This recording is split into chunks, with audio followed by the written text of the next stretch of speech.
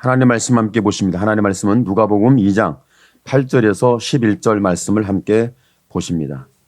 하나님 말씀은 누가복음 2장 8절에서 11절 말씀 다 같이 함께 한 목소리로 보시도록 합니다. 하나님 말씀은 누가복음 2장 8절에서 11절 말씀입니다.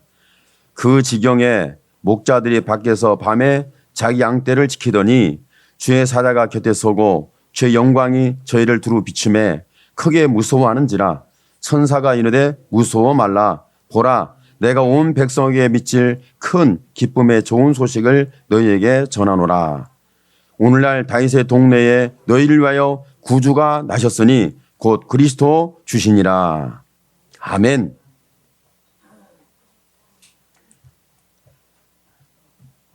성탄절이 언제부터 시작이 됐는지는 모르겠는데 하여간 지금 성탄절이 되어지는 것은 그 2000년 동안 예수님이 오시고 난부터 성탄절은 계속 있었습니다. 물론 사회적 상황에 따라서 변형이 됐겠죠.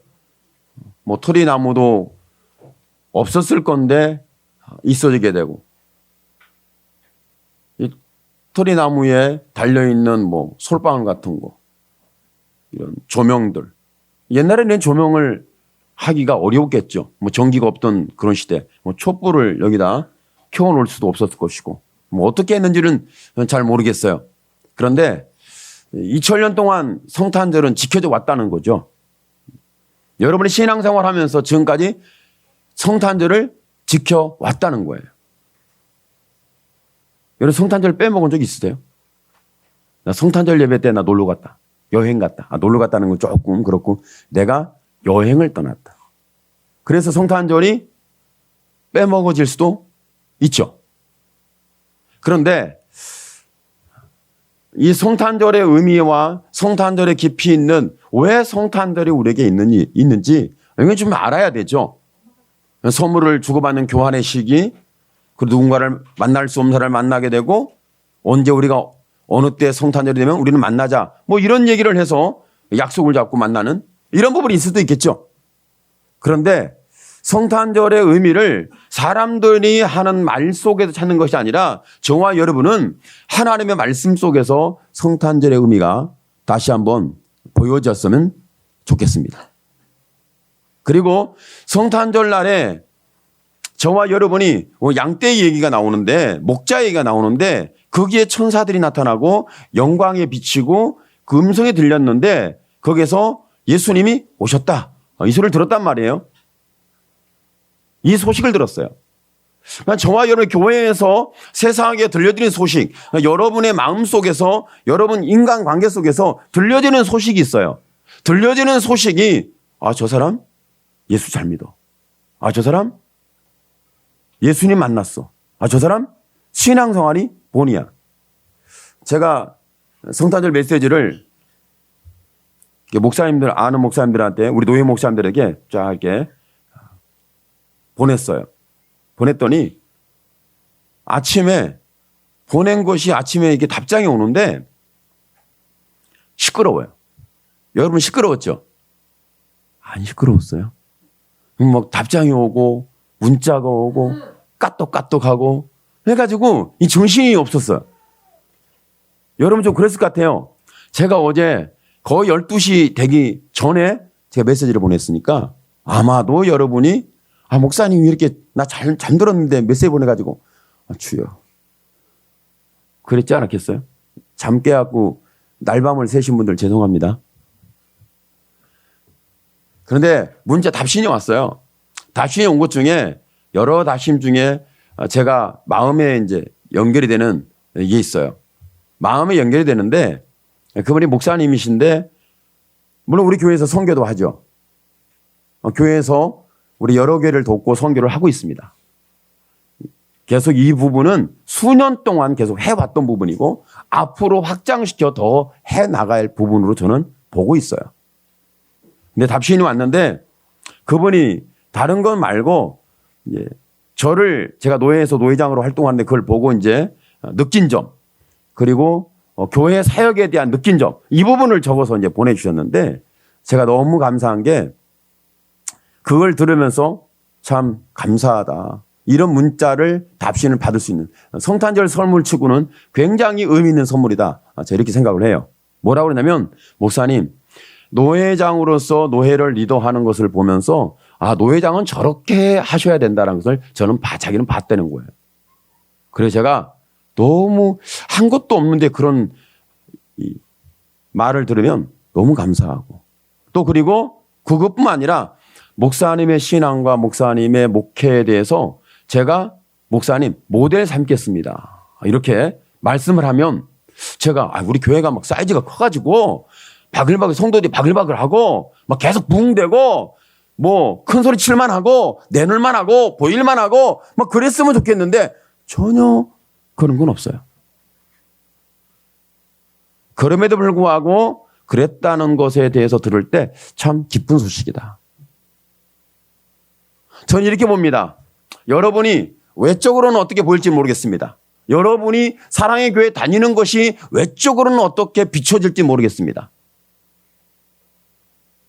그런데 외적으로는 어떻게 비춰질지 모르지만 저는 그런 믿음을 지향하는 것은 확실한 믿음의 지향, 중심. 우리 성도들 같이 믿음의 중심을 잡는 사람은 나는 이 땅에 없다고 본다. 이 정도예요. 여러분이 어떻게 생각할지 모르겠어요. 여러분이 이제 사랑교회 성도들인데 제가 일방적으로 주관적으로 얘기할 줄은 있는데 저는 그런 자긍심이 있어요. 우리 성도들이 받는 복음의 질적은 최고의 질을 주고 있다. 저는 그렇게 믿고 있어요. 왜 그러냐면 제가 인위적으로 성경을 짜집기해서 주는 내용이 아니에요. 하나님이 감동 주신 그 순전한 말씀의 메시지를 가지고 나누고 있기 때문에 이런 자긍심 속에 있는 거예요. 그러면서 여러분 제가 이제 그 신앙생활 하면서 얻어지는 게 있어요. 뭐냐면 여러분의 신앙이라는 게 있고 여러분의 직분이라는 게 있고 여러분의 사명이라는 게 있습니다. 근데 사명과 신앙은 하나입니다. 절대로 분리 못합니다. 사명이 없는 사명자가 신앙이 없고 신앙이 없는 사명자는 있을 수가 없습니다. 오늘 여러분은 신앙의 중심을 잡기를 축복합니다. 여러분은 사명의 중심을 잡기를 축복합니다. 그 위에 하나 더 한 게 뭐냐면 사명과 신앙이 일치했을 때 주어지는 것이 교회에서 직분입니다. 목사가 되고 장로가 되고 권사가 되고 집사가 되고 이런 여러 가지 사명이 주어지는 거죠. 그런데 정말 여러분 놀랍게도 오늘날 신앙과 사명과 직분이 일치해야 됨에도 불구하고 이게 일치가 안 한다는 거죠. 사명이 없거나 신앙이 없거나 사명 가운데 있는 것 같은 신앙이 없어요. 신앙이 있는 상태에 사명감이 없어요. 그런데 그 사람이 직분자가 됐어요. 심각한 오류 속에 빠져 있는 겁니다.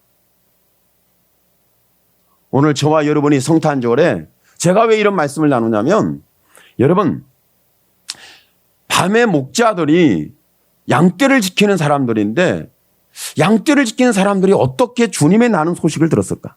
예수님 오신다는 소식을 들었을까? 그 사람들이 너무 추워가지고 이 맹수들하고 눈 마주치지 않으려고 또 피곤과 졸음과 싸우기 위해서 양을 지키기 위해서 철야하면서 쭉 막 기도가 있었을까요? 기도하고 있는데 천사가 와가지고 뭐라고 말씀하냐면 주 예수가 오셨다. 어린 양 예수가 오셨다는 거예요. 이 말씀을 했을까요? 저는 여러분에게 이 말씀을 보면서 어린 양 예수께서 이 땅에 오실 때 많은 사람들이 어디서 예수 나신 소식을 가장 먼저 들어야 되냐면 오늘날로 말한다면 교회입니다.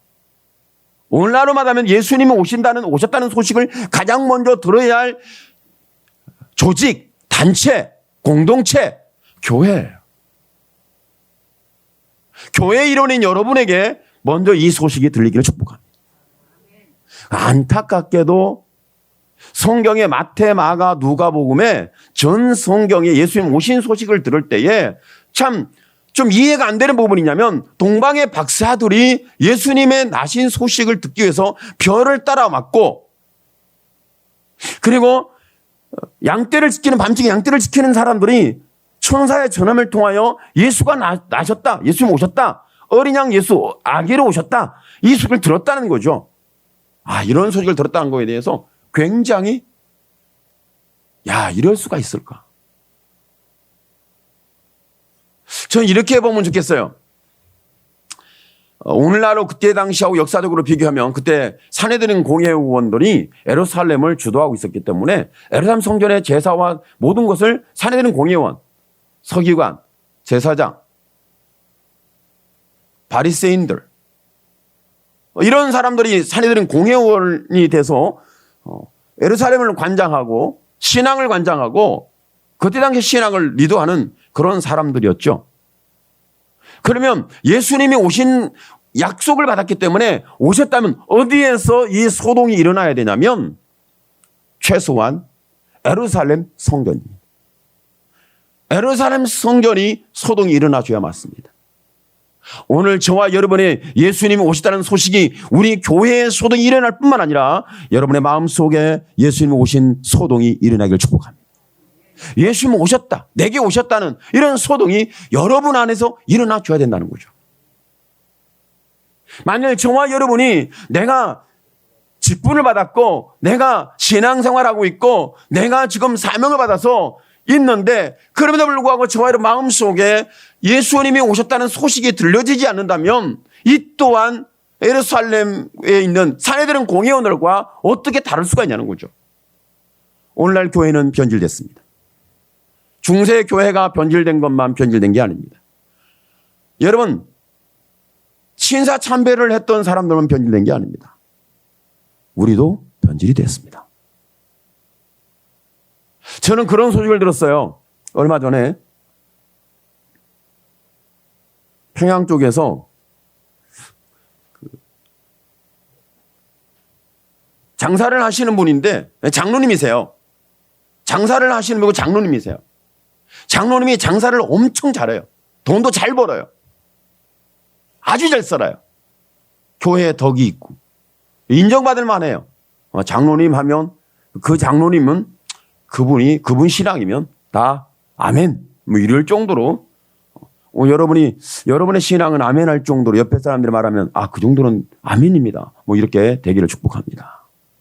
그런데 그 장로님이 신사 참배를 안 하려고 잘 나가는 장사 잘 되는 자기의 상권을 포기하고 만주로 도망갔답니다.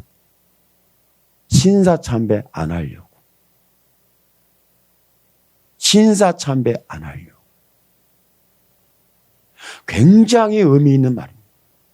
저는 그 말씀을 듣는데 굉장히 마음에 나는 그럴 수 있을까? 신사 참배를 거부하기 위해서 내가 그럴 수 있을까? 그랬을 때 우리의 신앙이, 우리 믿음이 중심이 굉장히 중요합니다. 그리고 여러분 장로로서의 직분도 굉장히 중요합니다. 그리고 하나님 앞에 부르시는 것서 하나님이 행하라고 주신 그 약속된 사명 굉장히 중요하죠. 예수님이 오신다는 소식을 예루살렘에서 사내들은 공회에서 듣지 아니하고 양떼를 지키는 목자들이 들었다는 것과 동방의 박사들이 듣고 별을 보고 예수님을 보려고 왔다는 것, 이 두 가지 내용의 사건만 봐도 이건 굉장히 충격적인 거예요. 여러분, 이건 성경을 보면서 그때 당시를 우리가 잘 몰라서 그렇지만 그때 당시로 돌아간다면, 그때 당시로 돌아갈 수 없다면 오늘 저와 여러분이 교회의 상황을 보고 우리의 신앙을 보고 저와 여러분의 삶을 봐야 한다는 거죠. 봤을 때에 과연 내가 오늘 예수님 오신 소식에 대하여 내가 소동이 일어나고 내 인생에 대해서 내가 신사참배를 거부하는 것처럼 내 생활을 포기하고 내 경제권을 포기하고 내 인생에 지금 다져왔던 터전을 포기하고 내가 지금 내 신앙을 지키고 내 사명을 지키고 내 직분을 지키기 위해서 나는 만주로 도망간다. 나는 지금 수도원으로 도망간다. 나는 지금 그런 중세의 부패와 썩어짐의 역사가 있을 때에, 예수를 잃어버렸을 때에 그때 교회는 이미 교회가 아니었죠. 건물이 없는 게 아니에요. 사람들이 안 모이는 게 아니에요. 다 모였고 건물은 지금 우리가 예배드리는 예배 처소보다도 훨씬 더 최고의 장소와 최고의 건물과 최고의 시설 속에서 예배를 드렸습니다. 왜 제가 그걸 확신하냐면 최고의 설계가, 최고의 건축가, 최고의 조각가, 최고의 미술가, 최고의 음악가들이 다 모이는 것이 바로 교회였어요. 그러면 교회 예배와 교회 건물과 예배드리는 많은 사람들이 모여있는 이곳에는 엄청난 화려함이 있었다는 거죠. 엄청난 화려함이 있었다는 거죠. 여러분 성경 역사를 봐도 그렇고 여러분 교회사를 봐도 그렇고 저와 여러분이 좀 예수 나신 소식을 들을 수 없는데 예수님이 교회에 없고 우리의 신앙 마음속에 없을 때가 언제냐면 그때가 언제냐면 여러분이 잘 보셔야 돼요. 역사는 저와 여러분이 주는 굉장히 중요한 교훈을 주고 있고 우리의 신앙의 중심을 주고 있기 때문에 우리는 드러나야 되고 알아야 합니다. 여러분 교회가 화려해지고 미석이 꾸며지고 여러분 자신이 화려해지고 여러분의 미석이 꾸며질 때 그때 우리는 주의를 기울여야 합니다. 내가 주님을 들을 수 없는 상황이 있는 건 아닌가. 그때 광야로 한번 도망가도 괜찮습니다.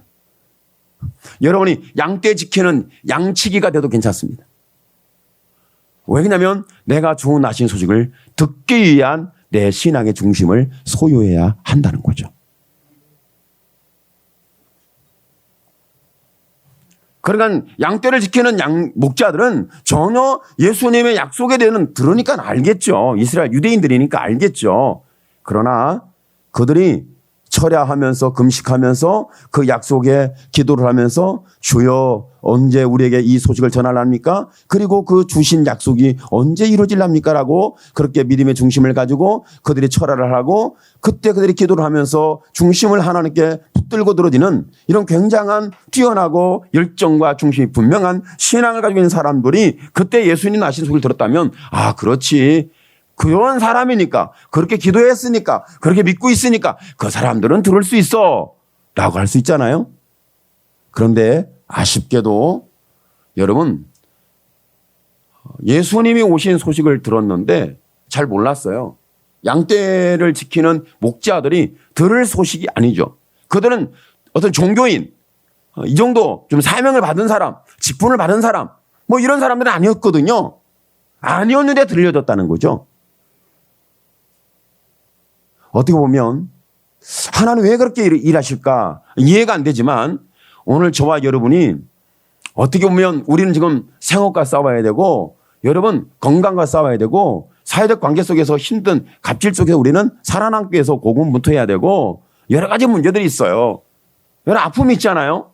나름 아픔이 다 있잖아요. 뭐 가족관계든 형제관계든 이웃관계든 교회에서도 있고 여러분 삶 속에 부딪히는 경제적 문제랄지 뭐 이런 것들이 굉장히 심각한 뭐 제가 듣지는 않았지만 우리 그 사랑교회 지체들께서 내일 부도나고 내일 지금 경매 넘어가고 막 이런 분들은 있으신가요?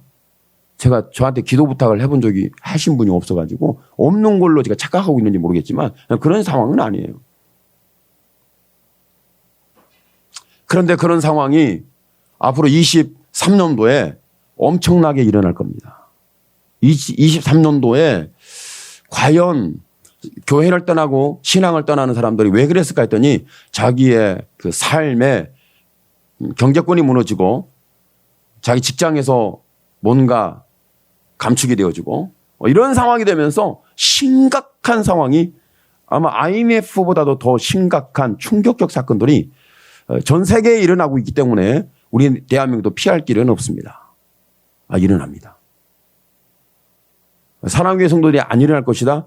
그것은 저와 여러분의 바람일 뿐이지 우리는 같은 사회 공동체에 살고 있기 때문에 영향을 같이 받는다는 거죠. 그런데 여러분 제가 송구영신 예배 말씀을 묵상 미리 올렸지만 여러분 하나님이 감동 준 말씀이 있습니다. 내가 너희의 장벽을 무너뜨리리라. 내가 너희 불신앙의 도덕을 내가 무너뜨리리라. 내가 너희를 가로막는 가야 할 길을 가로막는 이루어야 하고 역사를 해야 하고 하나님의 응답받아야 되고 하나님의 복을 받아야 할 그 모든 역사적 과정에서 뭔가 가로막고 있는 것에 대하여 내가 반드시 무너뜨려 주리라. 저는 믿거든요. 누구를 믿어요? 말씀을 믿고 감동을 주신 나의 하나님을 믿어요. 제가 여러분을 믿는 게 아니에요. 그렇다고 여러분을 제가 신뢰 안 하느냐? 그렇진 않아요. 제가 우선이 뭐고 나중이 뭐고 저와 여러분 중심이 뭐냐, 신앙이 뭐냐, 이것들을 말하는 거죠. 이런 중심적인 것을 가지고 말하는 거예요. 근데 하나님께서 왜 그러면 목자들에게 찾아갔을까? 제가 가만히 묵상하면서 말씀을 보면서 다른 데서는 해석할 수 있는 뭐 저에게 주는 소스가 없으니까 저는 기도할 수밖에 없거든요. 제가 설계하는 부분을 다른 데서 소스를 얻어가지고 할 수 있는 부분이 안 돼요. 전혀 다른 소스를 제가 제공받을 수가 없어요. 제 신앙과 제 사명과는 전혀 거리가 멀기 때문에 제가 거기에 집중하지 않습니다. 저는 순전히 성경에 집중하고 하나님의 존재에 집중합니다. 여러분의 신앙도 성경에 집중하고 하나님의 존재에 집중하기를 축복합니다. 다른 것에 집중하지 마십시오. 하나님과 내 믿음 중심을 집중하십시오. 이것이 내 인생 근간과 내 인생 전체와 여러분의 삶 전체와 이것을 주관하게 만드는 역사가 일어나야 합니다. 그런데 예루살렘에 하나님이 안 가셨을까, 못 가셨을까, 외면하셨을까? 왜 예루살렘에 있는 산헤드린 공회원이나 그때 종교 지도자라고 하는 그런 위치에 있는 사람들에게 하나님이 안 가셨을까, 못 가셨을까, 외면하셨을까? 이유가 뭘까? 그런 고민을 하는 거거든요. 여러분, 아쉽게도 우리가 이해해야 되는데 저와 여러분이 이해해야 할 부분이 뭐냐면 내가 하나님이 안 들려진다는 거예요. 이것이 심각한 우리 신앙의 오류입니다. 하나님의 말씀이 내 마음에 감동되는 역사가 잘 안 들려진다는 거예요. 제가 기도하다가 그런 감동적 감격의 역사가 있었어요. 제가 뭐 그렇게 얘기한 게 아니고 어떤 분이 지금 수술을 받으러 가려고 그래요. 오래전 얘기인데 수술을 받으러 가려고 그러는데 목사님 저 수술 받으러 갑니다. 기도해 주세요. 그래요. 기도를 해줬어요. 기도를 하는데 기도 끝나고 그리고 수술을 받으러 가시는데 그분이 저한테 표현한 게 있어요. 목사님 너무 기뻐요. 네? 제가 좀 귀가 의심이 가잖아요. 네? 너무 기뻐요. 네? 제가 잘못 들은 줄 알고 네? 했더니 수술을 받으러 가는데 너무 기쁘다는 거예요. 그런 일도 있나요? 저는 한 번도 들은 사실이 없는데요. 단순히 기도만 했을 뿐인데 수술을 받으러 가는데 너무 기뻐가지고 이 기쁨을 어떻게 표현이 안 된대요. 그분이. 그래서 표현하자면 그런 거야. 내가 정말 만나고 싶었던 사람. 내 인생에서 그 사람은 꼭 만나야 된다는 그런 만남에 대해서 간절한 목마름. 그게 있었어요. 근데 그 사람을 만나러 가고 내가 그 사람을 보러 간다는 그 기쁨이 제가 표현한다면 그 기쁨이 제게 있습니다. 이런 말씀을 하시더라고요. 저는 이 기쁨을 하나님이 주신 기쁨이라고 봐요. 다시 말하면 저와 여러분이 베들레헴에 있었던 이 목자들이 예수님이 오신다는 소식을 들었죠. 듣고 일어난 반응이 어떤 반응이냐면 엄청난 기쁨 전에 무서움과 두려움이 있었어요. 왜? 한 번도 들은 적이 없거든. 왜? 한 번도 자기가 이해한 적이 없거든. 이 목자들이. 그런데 예수님이 오셨다는 그 기쁜 소식을 들었을 때 일어난 거라는 거예요. 하나님은 저와 여러분의 마음속에 이 기쁨을 주기를 소원하고 있습니다. 하나님이 감격을 주기를 축복하고 있습니다. 하나님은 여러분의 기쁨이고 여러분의 감격입니다. 예수님은 성탄절의 선물이 아니라 저와 여러분이 가장 기뻐해야 할 내가 세상에 어떤 것으로도 내가 수술받으러 가는데 기쁨이 넘치는 그보다도 더 위대한 더 감격적 기쁨이 예수님이 오셨다는 거고 예수님이 여러분의 구원자요 메시아라는 사실입니다. 이것이 바로 하나님이 저와 여러분에 주신 하나님의 약속이죠. 여러분, 하나님은 여러분의 기쁨입니다. 하나님은 여러분의 감격이에요. 예수님은 여러분의 구원이에요. 메시아예요. 이건 단순한 얘기가 아니에요. 성탄절이라 이런 얘기를 한다. 뭐 그렇게 오해를 하면 그건 또 오해가 돼요. 또 맞을 수도 있지만 그건 오해예요. 제가 하나님에 대해서 계속 이야기하고 있기 때문에 여러분의 신앙을 지킬 수 있고 여러분의 믿음을 지킬 수 있고 여러분의 영혼을 지킬 수 있고 여러분의 경제권을 지킬 수 있고 여러분의 삶을 지켜낼 수 있고 여러분 모든 걸 지켜낼 수 있는 것은 제가 이 송구영신의 말씀을 계속 준비하고 묵상하고 준비하고 있는데 준비하면서 제가 여호수아서를 전체를 쫙 봤어요. 설교하려고 한 건 아니고 은혜 받은 것을 스크래치를 다 해놨어요. 스크랩을. 엄청나게 은혜가 많아요. 전체를 봐야 여호수아 전체를 봐야 여리고로 무너지는 그 이유를 알 수 있기 때문에 제가 성경 전체를 보면서 계속 그걸 묵상하면서 기도하면서 보고 있고 받고 스크랩을 해놨어요. 해놨는데 여러분 여리고가 무너지는 거, 야 기적이다.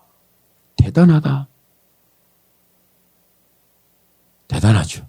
기적이죠. 중요한 게 있습니다. 여리고가 무너지면서 보여지는 게 있어야 돼요. 그분이 광대하신 하나님이에요. 그분이 전능하신 하나님이에요. 그러니까 그러니까 여호수아서에 쭉 보면 말씀을 쭉 흘러보면 뭘 가지고 있냐면 하나님이 너희의 길을 가게 하셨다. 하나님이 너희와 동행하고 있다.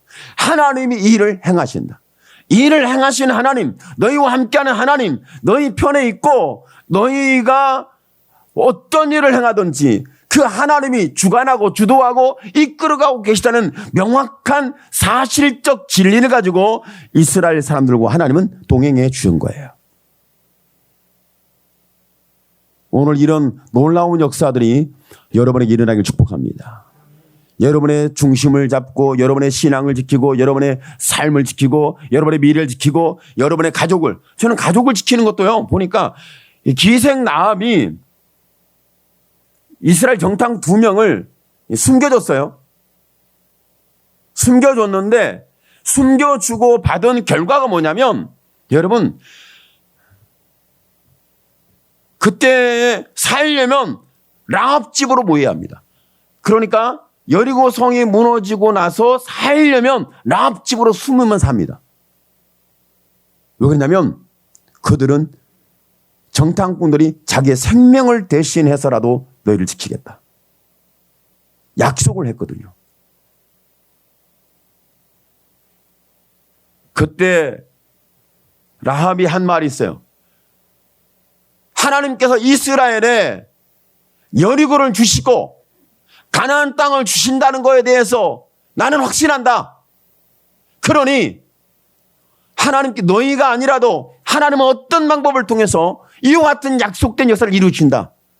그러니 그때가 됐을 때 내 믿음을 인정하고 나도 지켜줘라. 이 멋있는 말을 했어요. 오늘 여러분이 기생 라합 같은 좀 하는 일이 우리가 생각할 때 아이고 좀 잘못 아이고 이렇게 생각할 수 있는데 믿음만큼은 어마어마했습니다. 자기와 자기에 속한 수많은 사람들이 지켜졌어요. 오늘 예수님이 오셨다는 소식을 들은 목자들이 나중에 어떤 사역을 하고 어떤 삶을 살고 이런 거 구체적으로 기록하지는 않았습니다. 그렇지만 저와 여러분이 경험하듯이 하나님께서 예수님이 나셨고 그분이 내게 오셨단 말이죠. 그러면 그런 상황이 되는 순간에 저와 여러분 다른 어떤 것도 부러움이 없습니다. 다른 어떤 것도 내가 부러울 게 없어요.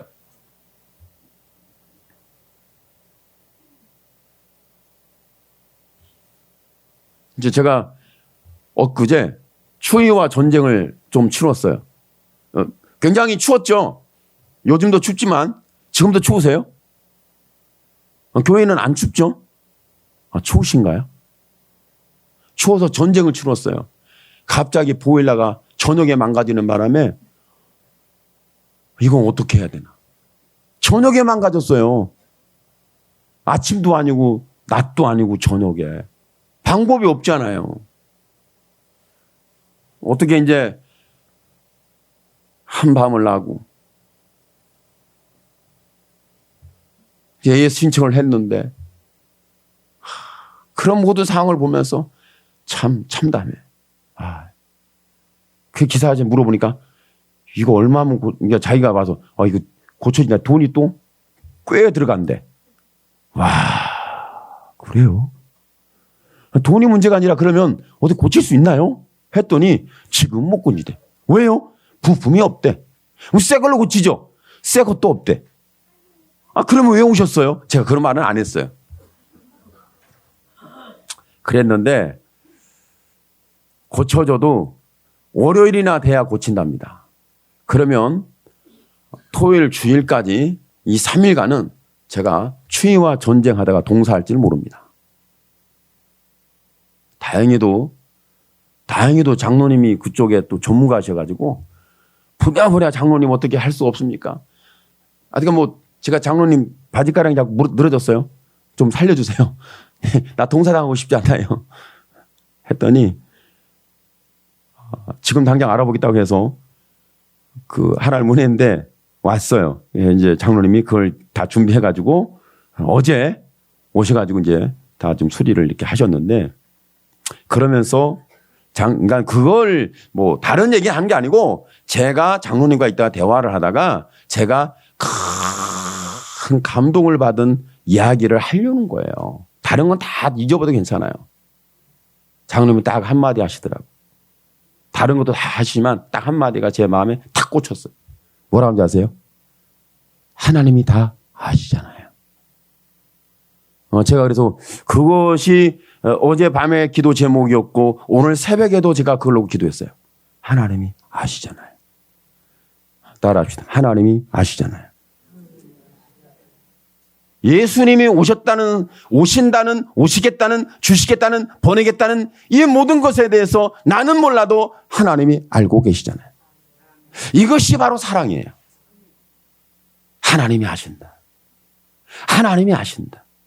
저와 여러분의 형편과 우리의 상처와 우리의 눈물과 우리의 고통과 우리의 불안함과 우리의 미래 없음에 대하여 희망이 없음에 대하여 누가 아신다? 하나님이 아신다. 삶의 형편과 처지를 누가 아신다? 하나님이 아신다. 오늘 여러분 하나님이 아시는 거예요. 하나님이 아신다. 이 아무것도 아닌데 여러분 이해하세요? 그 말씀 한마디가 제게 엄청난 기도의 단서가 됐다는 거, 은혜의 단서가 됐다는 거, 나를 사랑하는 하나님에 대한 단서가 됐다는 거. 하나님이 보시고 있고 하나님이 아시잖아요. 하나님이 보셨고 하나님이 아시잖아요. 그러니까 오늘 목자들이 하나님의 사랑을 경험하는 데는 하나님이 자기들에게 경험하는 것은 다른 것이 있겠어요. 그러면 그들에게 양떼를 이렇게 따뜻하게 보호할 수 있는 시설물을 만들고 그리고 자기들이 지키지 않아도 되는 어떤 시설물을 만들어 놓고 시스템을 구축해 놓고 다 해놓으면 뭔 걱정이 있겠습니까? 그걸 주시면 하나님 복 주신 거 아니겠어요? 그렇게 자신의 삶의 안정과 미래를 보장해 준다면 이제 지금까지 살아왔던 삶에 대해서 반전의 역사가 일어난다면 얼마나 대단하겠어요? 그러나 저와 여러분이 경험하고 계신지는 모르겠지만 경험했을 수도 있고 경험하고 있는지 모르겠고 경험해야 할 부분일지 모르겠어요. 그러나 가장 중요한 게 있습니다. 거기에 하나님은 메시아 구원자 예수가 나셨다는 것에 대하여 말씀했어요. 목자들에게. 하나님께서 어떻게 양떼를 양육하고 기르고 거기에 최적화해서 너가 지켜갈 것인가 이것을 쭉 말씀해 주셨다면 얼마나 좋겠습니까? 네 삶은 이렇게 되고 예언을 하면서 너는 이렇단다 쫙 얘기해 주면 할렐루야. 제가 잘 모르는데 여러분 요즘 그 핫한 그 드라마가 있다며요. 부잣집 막내 아들인가? 그거 맞아요? 재벌집 막내 아들이라고. 요즘 핫한가 봐요. 근데 다음 주인지 내일인지 모르겠는데 그 마지막 기가 한 번 남았다 하던데. 그거 있다 하더라고요. 제 아들이 저한테 알려줘서. 그런데 아들이 저한테 알려줘서 그걸 봐야 된다고 텔레비전 앞에 딱 있더라고요. 야, 대단하다. 참 텔레비전이 능력 있다. 목사보다 텔레비전이 능력 있다. 사람들을 다 끌어모을 수 있는 대단한 능력을 갖고 있구나. 텔레비전이. 그래서 제가 야, 드라마가 실력 있고 능력 있네. 목사는 그것도 안 되는데. 이런 그런 부분. 그런데요. 보는데 저한테 이제 저는 모르니까 그 스토리에 대해서 잘 몰라도 스토리의 핵심을 저한테 얘기하더라고요. 뭘 얘기냐면 미래에서 왔는데 미래에서 와가지고 지금 다 어떻게 될 건지 다 알고 있대요. 다 알고 있대네. 미래에서 와가지고 지금 이 역사가 어떻게 진행될 다 알고 있으니까 그러니까 뭐 대단한 상황을 다 반전을 일으킬 수 있다. 다 간다. 이렇게 한다. 그러더라고요. 야, 대단하다. 사람들이 그렇게 해야 힘을 얻는 거. 막 쏠리고 몰리고 TV에 집중하는, 드라마에 집중하는 거. 이런 분이 보였는데, 근데 그 드라마를 이제 얘기를 하다가 그 드라마의 한 장면을 제가 봤어요. 한 장면. 장면을 봤는데 교통사고 난 장면. 피를 막 추추 흘러. 제가 왜 피를 흘려? 그랬더니 교통사고 났대요. 그런데 교통사고 났는데 그 사람이 교통사고 죽더라고요. 죽는데 누가 그 사람을 죽게 했을까? 이게 관심이 거기에 집중되잖아요. 그런데 관심 집중이 누가 죽게 한 게 아니라 거기에서 제가 멋있는 말 들었어요. 자기가 자기를 죽였대. 너무 멋있는 말이야. 안 멋있어요? 별로예요? 저 혼자만 막 감동받았구나. 자기가 자기를 죽였다는 말을 듣고 야, 저게 신앙에 대해서 우리가 봐야 할 기가 막힌 시선인데. 와, 그 드라마 작가가 그걸 썼다니. 그 사람이 어떤 사람인지. 아니, 궁금해졌어요. 확인은 안 해봤는데 궁금하더라고. 여러분, 목자들에게 가장 중요한 게 있어요. 그것은요, 그들이 어떻게 살고 어떤 상태에서 이게 사느냐, 그게 중요한 게 아니라 그들이 예수님이 지금 오셨다는 소식이에요. 이것이 그들에게 가장 힘이고 희망이고 소망이고 꿈이고 비전이고 그들의 신앙이고 그들의 사명이고 그들의 직분이에요. 오늘 저와 여러분에게 있어서 가장 여러분이 어떤 형평을 쳤는지, 여러분 가족관계, 자녀관계, 아니면 뭐 경제적인 문제, 아니면 질병적인 문제, 사회적인 문제, 직장 문제, 사업 문제, 이런 게 엄청나게 다 많습니다. 각자의 상황에 따라서 문제가 없는 사람은 없습니다. 저도 있으니까 없을 수는 없습니다. 그런데 그 문제를 해결하는 해결 방법과 해결이 되는 역사가 일어나면 얼마나 좋겠습니까? 그러나 이 또한 문제가 이걸 지나가면 문제는 또 옵니다. 제가 경험해 봤는데 교회 예배당 문제로 제가 걱정하고 근심하고 마음 상하고 부르짖은 데가 제가 1, 2년이 아니에요. 1, 2년이 아니에요. 지금까지 그거 기도하고 있어요. 지금까지. 미쳤다. 그런 상황에 계속 제가 있는 거예요. 이거 해결되면 끝나면 이제는 뭐 안전하겠지. 무슨 소리 하는 거예요. 또 문제는 또 일어나요. 이렇게 하면 되겠지. 무슨 소리 하는 거예요. 임시적이에요. 또 일어나요. 이렇게 하면 해결되겠지. 아니에요. 그 문제가 아닌 또 다른 것에서 저와 경험해야 할 문제가 또 있습니다. 인생은 엉망진창이에요. 문제투성이에요. 안전도 없고 보장도 없고 완벽함도 없어요. 나는 그걸 추구하고 바라보지만 전혀 그런 건 없어요. 전혀 없어요. 제가 성전 예배당 문제만 가지고 불이 나서 다 태우고 1년 동안 예배당 없이 다 지내본 적도 있었고요. 이런 과정이 제게 여러분이 경험해보지 못한, 다른 분들이 경험해보지 못한 경험이 많아요. 하우스 교회에서 제가 개척도 해봤고요. 우사 부셔서 예배당도 지어봤고요. 그 하우스로 예배당도 만들어봤고요. 다 해봤어요. 빈집 수리해서 예배당 만들어봤고요. 다 해봤어요. 근데 지금도 예배당 문제 때문에 제가 붙잡혀 있어요. 지금도. 해결되지 않아요.